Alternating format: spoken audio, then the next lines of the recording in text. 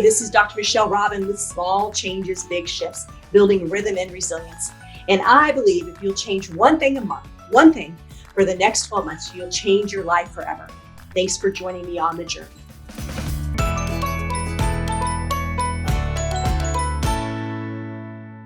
So, ladies and gentlemen, joining me for the second part of our episode today on Small Changes, Big Shifts from AdventHealth, our corporate sponsor for this podcast, Rennie Shuler-McKinney. She's got a LCP. She's dedicated her professional career to serving others and focusing on those struggling with depression and suicidal behavior.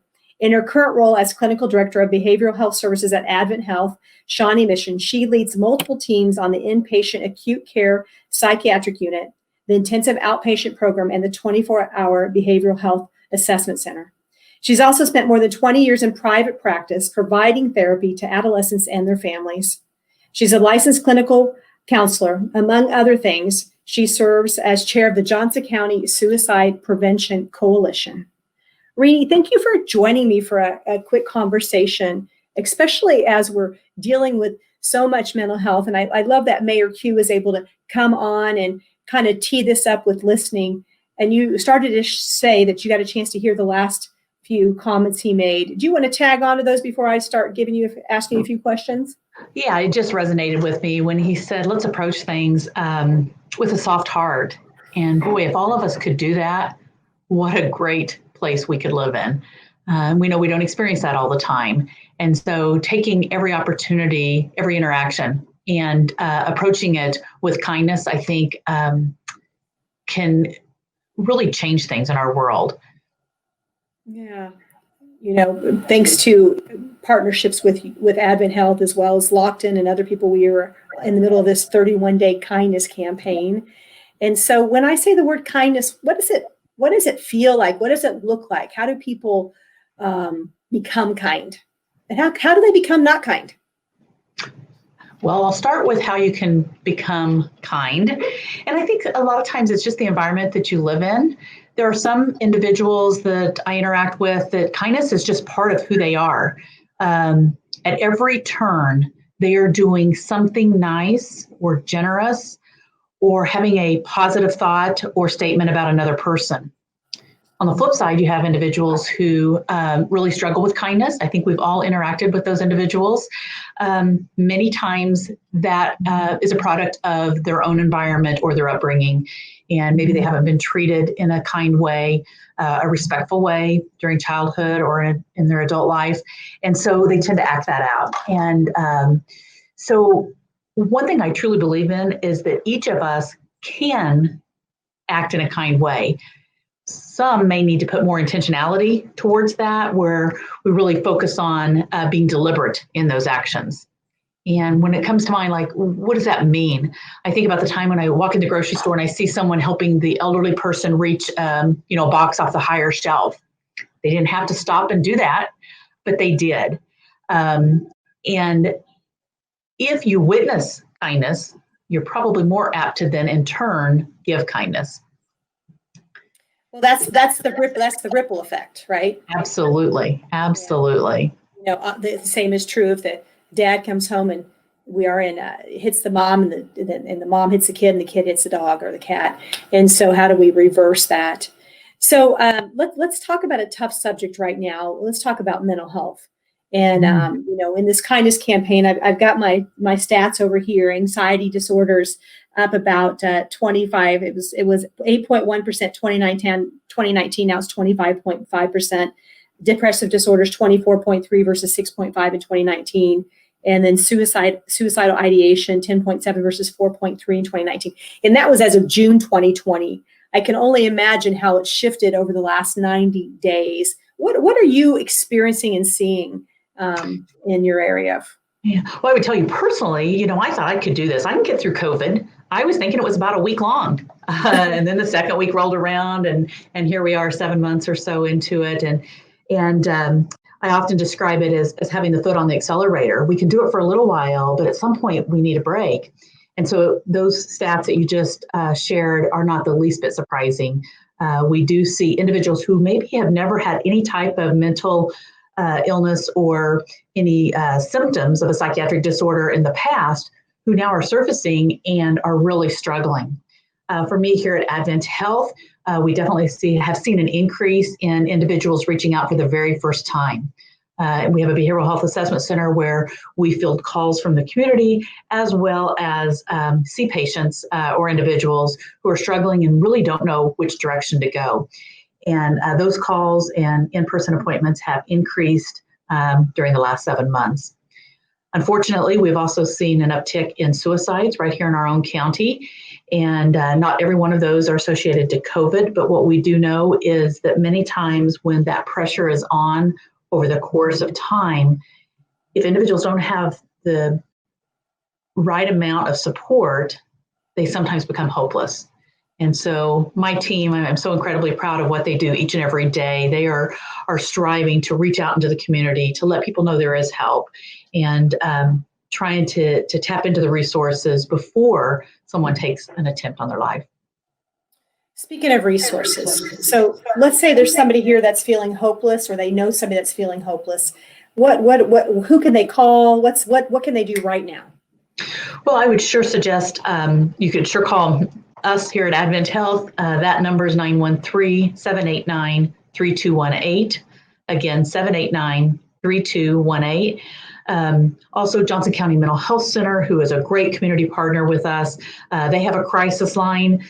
Oh, and I'm not going to remember it. I should have had that ready for you. But you can sure Google Johnson County Mental Health Crisis Line. They are staffed 24 hours a day. The really nice thing about a crisis line that's right here in our community is that it's staffed by our community members, professionals in the community that know our area. And I think that can be very helpful. And that individual answering the phone will listen and then also assist hooking you up with the right resource, whether it be a therapist or a support group, or maybe just a kind ear right at that moment in time. Well, it reminds me of Mayor Lucas talking about being able to never give up and then listen. And I believe that's what people need, is not give up, listen, have a listening ear. Yeah. Throughout the years, as I've been a therapist in the past and talking to individuals who have attempted to end their life, 99.9% have said to me after the fact that I'm so glad it did not work. I didn't know that I could feel this much better. And with the right treatment, therapy, sometimes medication, if it's in order, people do regain hope. And I think that's, of course, why I'm doing the job I do, is because I do believe that there is hope out there. You know, that's one reason why we're doing this kindness campaign. Through our research, we found that when you receive kindness or you give kindness, it releases the 3 feel-good brain hormones: serotonin, dopamine, and oxytocin. Can you talk about those at all? Is that anything you want to dive into a little deeper? Well, sure. And so the research is very clear that it says as you do acts of kindness and those hormones are released, you start to feel better. And I think personally, I know that when I do something nice for someone else, often it's not just for that person. It's because I want to feel better.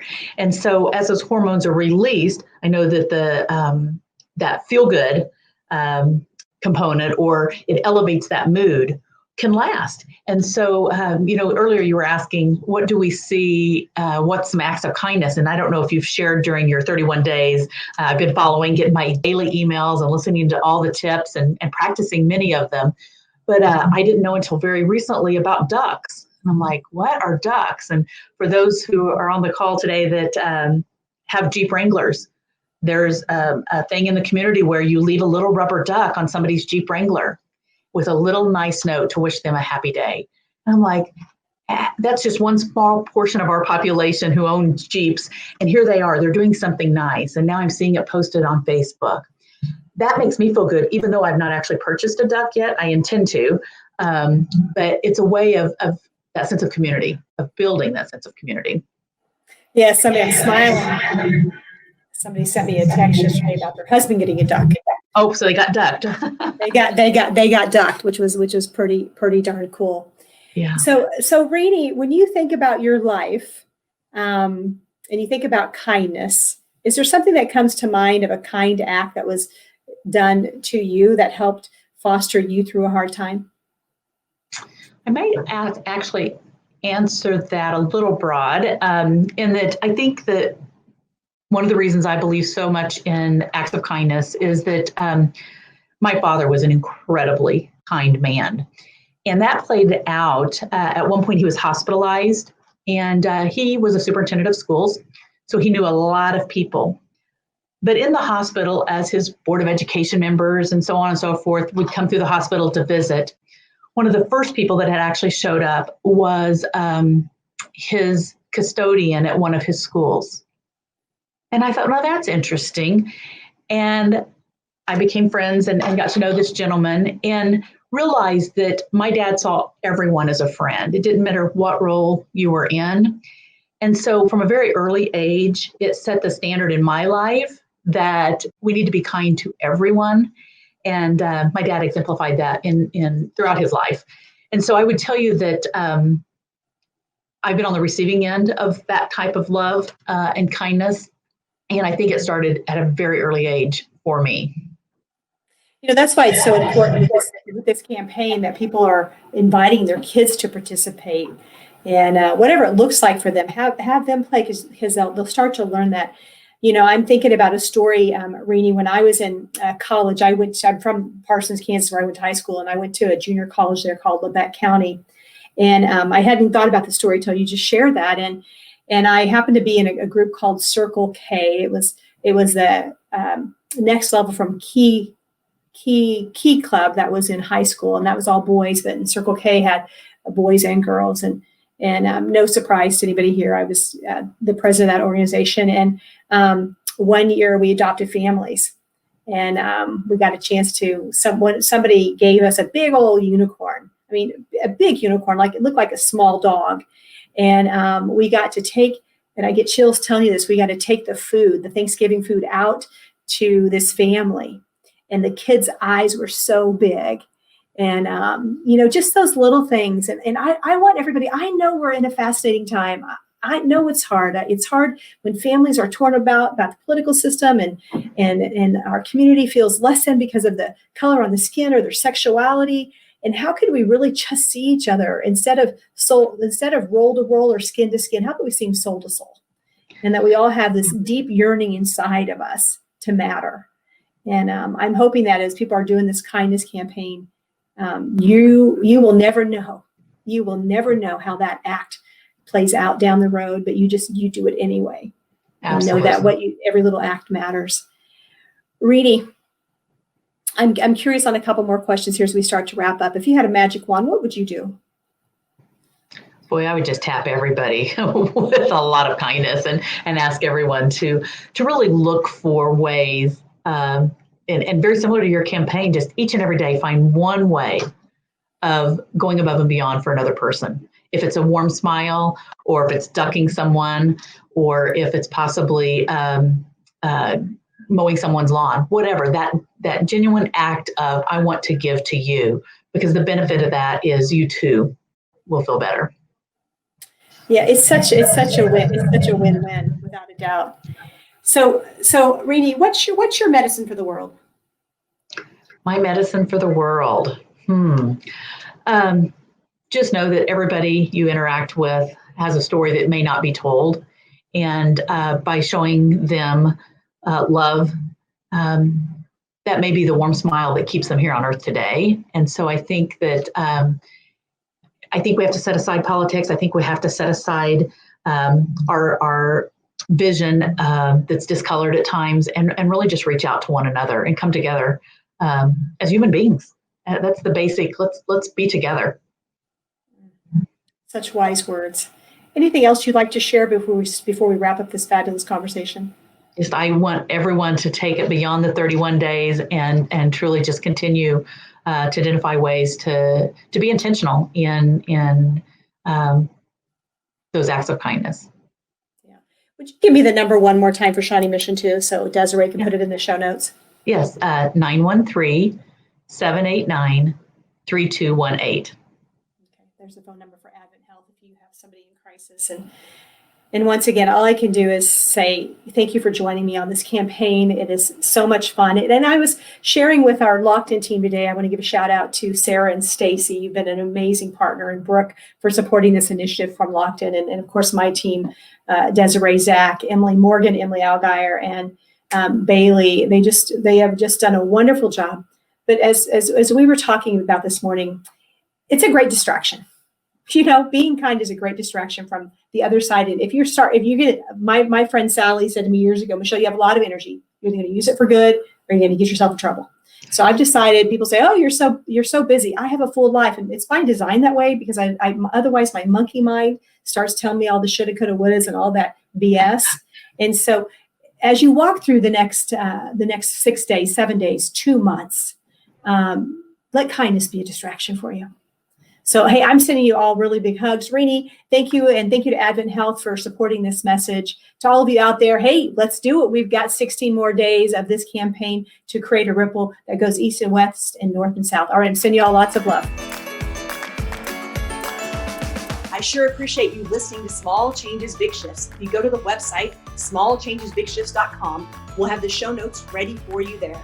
If this episode inspired you to make a small change that will lead to a big shift, please share with a friend. You can catch our episode on Apple, Google, Spotify, YouTube, and our website. And if you feel like it, please leave a rating or a comment. Be sure to subscribe so you can catch our episode next week. Blessings to you.